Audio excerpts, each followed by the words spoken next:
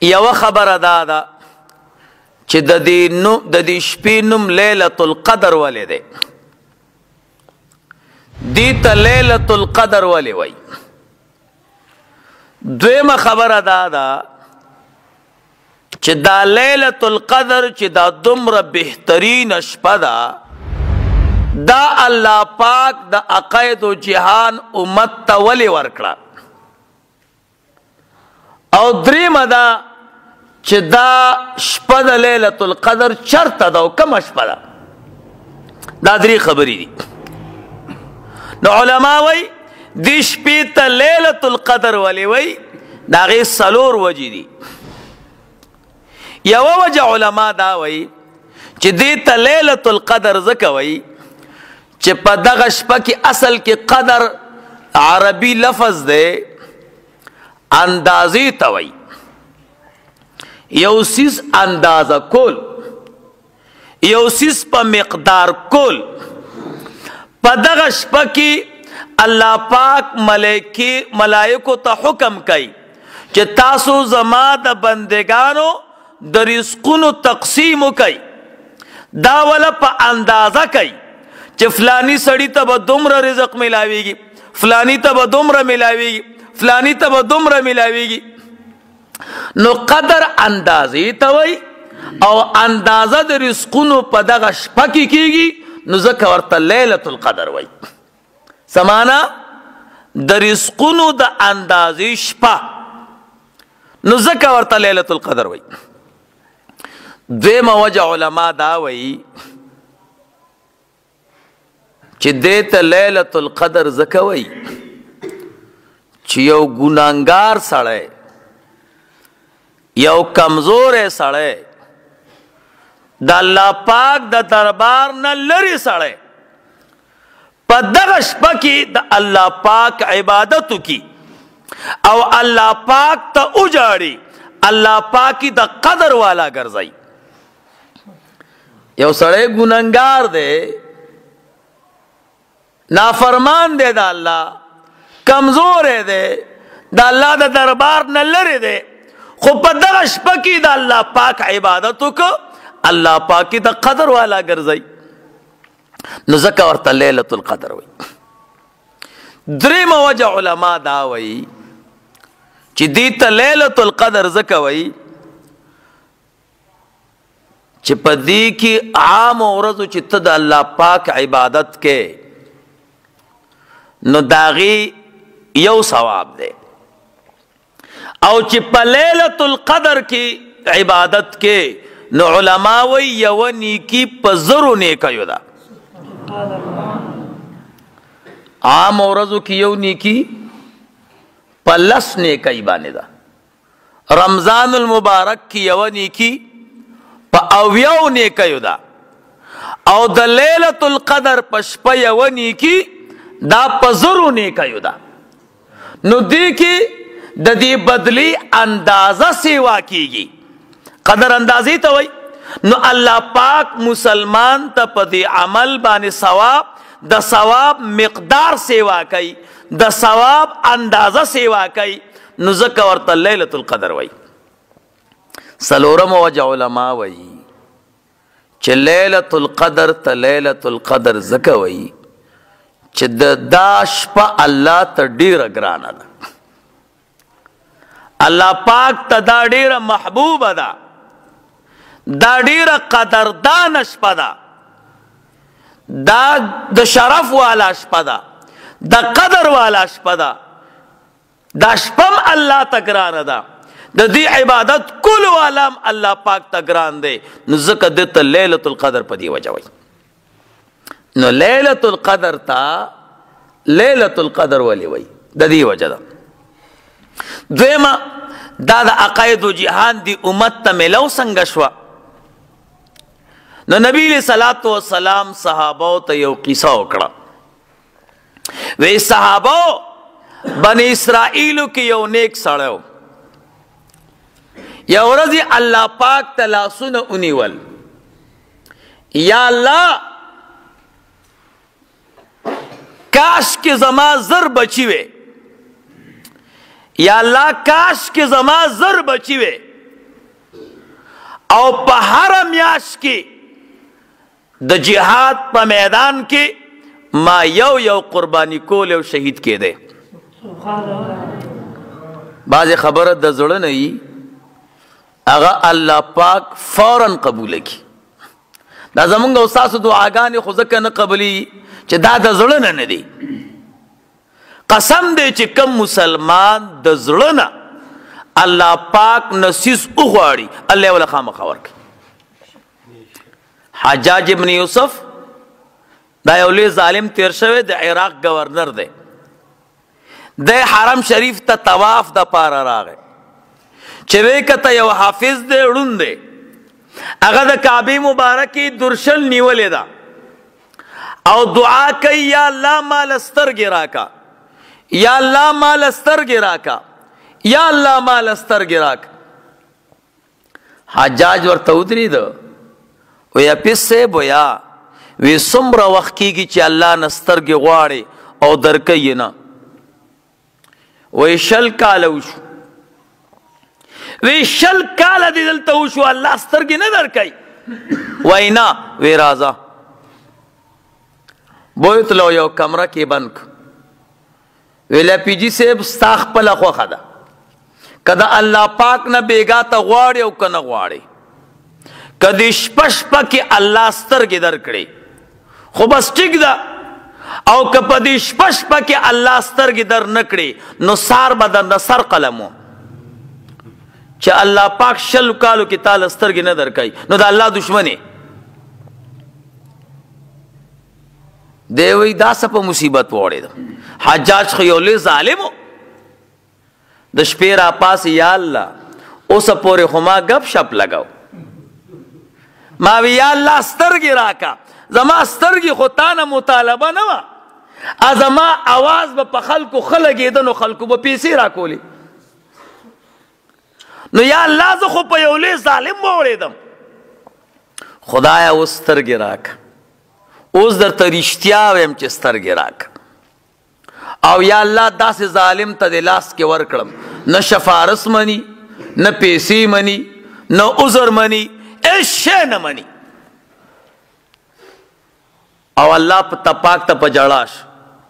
او تاجد ټیم کې چې په مخ لاس راخ کا الله ول سترګې ورکړي. سبحان الله. سار چې حجاج ابن یوسف راغې وری کلو کوي پیجی سے اگر امن ډکړې وي څه چلو شو وي سترګې راکړې وي بیګا دي تیو غوختي. دا د الله قانون دی چې څوک د الله نه صحیح څیز غواړي الله پاک ولا خامخا ورکوي. وی اوسه پورې تا ګپ شپ لګاو او چېرته پته ولګي سار خو سر قلمیږي نو الله پاک سترګې درکړي. نو چې څوک الله نه صحیح غوښتنه وکړي الله پاک ولا څیز ورکوي خو موږ صحیح غواړو نه. موږ لاسونه نیولي یا الله ما داسې که ما داسې که ورکه درځم صبر وکړه او زر زر په مخ باندې داسې قسم دی که ته د یو انسان نه پیسې غواړې دی بابا ته یو سړی ودرېږي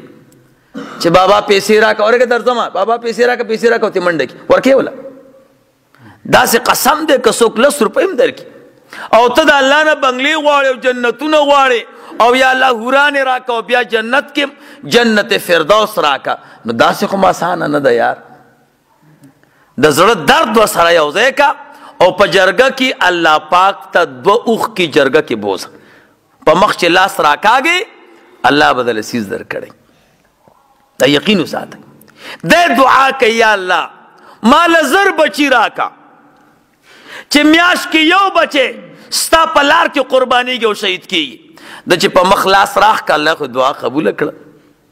الله پاک دته زر بچی ورکړ.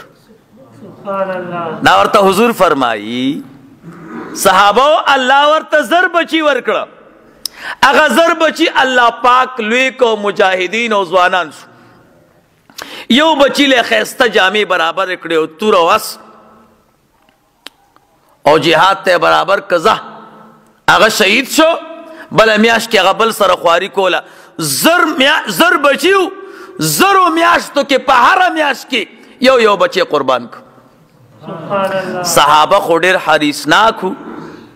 د نبی علیہ الصلوۃ والسلام ترا فرمای قربان دی سړی ته خو په عمل نامه کې ډیر ثواب زر میاشتې د الله په لاره کې زر بچي قربان کړه داسې څوک به وي چې دا عمل ورته میلو شي الله پاک آیات نازل کړه انا انزلناه فی لیلة القدر الله وی زما د محبوب امت مخه فکیږه ما تاسو له یو شپه درکړه چې هغې ته لیلة القدر وي او الله فرمایي رستو لیلة القدر خیر من الف شهر شپه د قدر د زرو میاشتو نه بهتره ده هغه عابد چې زرو میاشتو کې زر بچي قربان کړیو دا قید و جهان امتی چې د یو شپه کې الله ته ودرېږي د هغه زرو میاشتو ثواب الله پاک دله لیکي سبحان الله دا ټول د نبی علیه صلات وسلام برکات دي دا د نبی علیه صلات وسلام سره د الله پاک یو خصوصي مینه ده یو خصوصي مینه ده او زر میاشتې هغه عابد چې بچي قربان کړیو عقاید و جهان ته ورکړ زرو میاشتو نه څومره جوړیږي 3 کاله او 4 میاشتې او چې ورځو ته واړې څومره تی جوړیږي 10,000 ورځې او 10 شپې ګوره څومره لویه خبره ده یو شپه کې الله ته ودرېږه دومره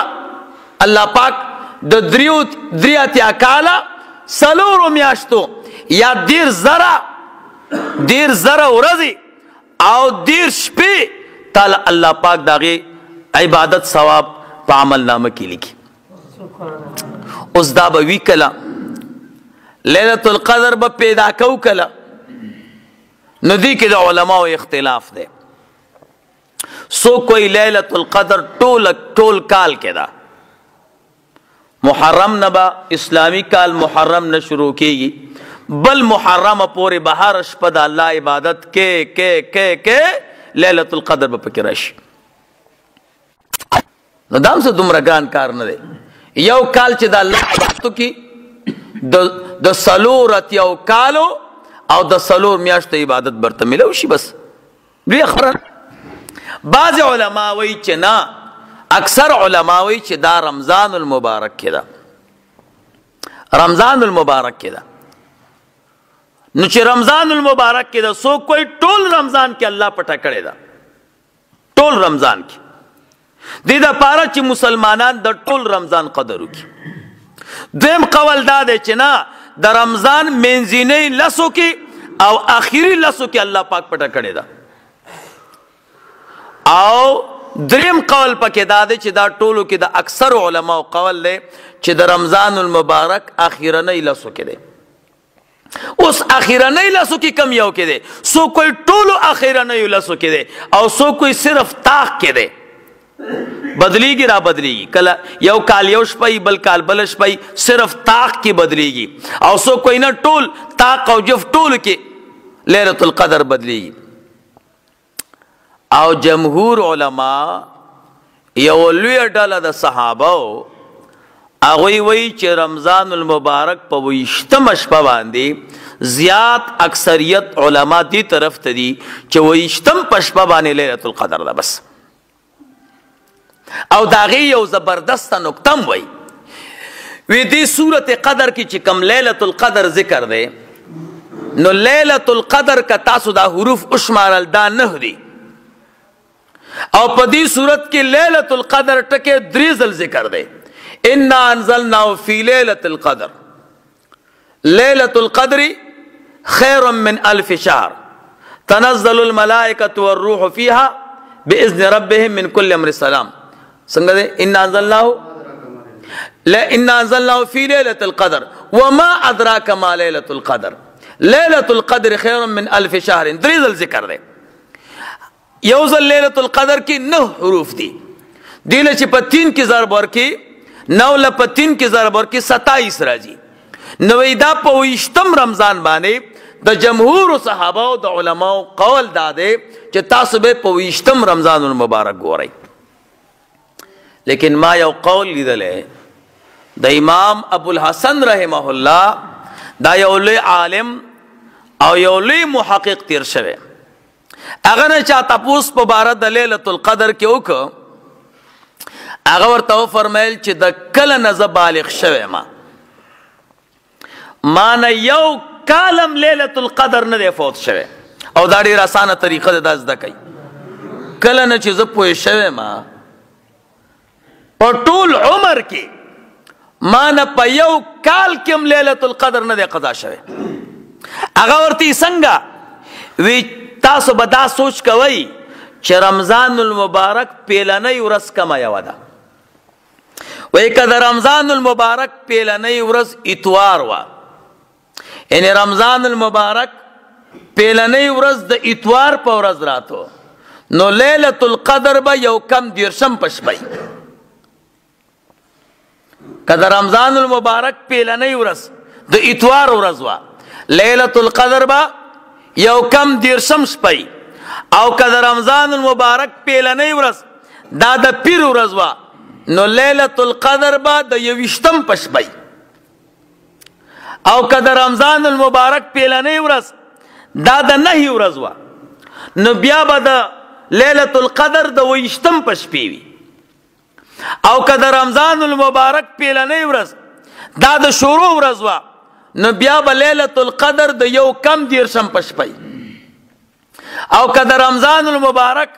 پیلنۍ ورځ دا د زیارت ورځ وه نو بیا د لیلة القدر شپه دا د پنځه په ورځ شپه باندې ده او که د رمضان المبارک پیلنۍ ورځ دا د جمعې ورځ وه نو بیا لیلة القدر دا د ویشتم په شپې ده او که د رمضان المبارک پیلنۍ ورځ د هفتې ورځ وه نو بیا لیلة القدر د رویشتم په شپه باندې ده او دا ډېر مفصل قول دی نو لیلة القدر الله پاک مونږ او تاسو له یو زبردسته تحفه رالیږلې ده خو شرط پکې دا دی چې د ایمان لحاظ پکې وساتو او د ثواب نیت پکې وکړو د دنیا په اعمالو کې چې مسلمان د ثواب نیت وکړي الله پاک ولا اجر او ثواب ورکوي او د دین په کار کې چې د ثواب نیت وکړي بیا خو خامخا ثواب ملاویږي درود شریف وای اللهم صل علی سیدنا و مولانا محمد وعلى آل سیدنا و مولانا محمد